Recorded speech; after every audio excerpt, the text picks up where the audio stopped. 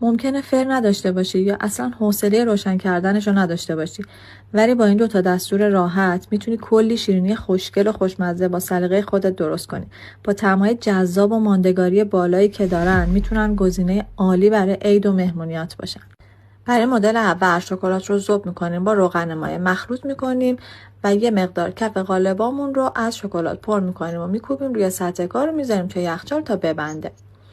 حالا برای مواد رویه، شکلات سفید و دارچین، پودر گردوی تفت داده شده و پودر نارگیل بو داده شده رو با هم دیگه مخلوط میکنیم. حالا پودر بیسکویت رو میریزیم تا موادمون یه حالت خمیری بگیره.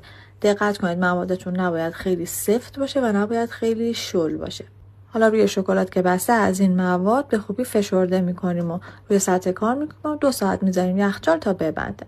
حالا من یه مدل دیگه هم با شکلات سفید از همین مواد زدم. بعد از 2 ساعت از توی یخچال در میارم و به راحتی از قالب خارج میشه. شما از هر قالبی که دارید میتونید استفاده کنید. برای مدل بعدی هم شکلات رو ذوب میکنیم، با روغن مایع مخلوط میکنیم و یه مقدار کف قالبامو میریزیم روی سطح کار، میکوبیم و میذاریم توی یخچال تا ببنده. پودر بیسکویت رو به همراه کنجد بو داده، پودر هل با هم دیگه مخلوط میکنیم.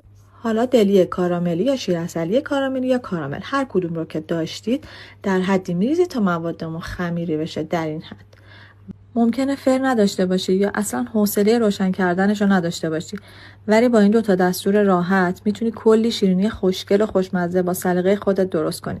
با طعمای جذاب و ماندگاری بالایی که دارن میتونن گزینه عالی برای عید و مهمونیات باشن.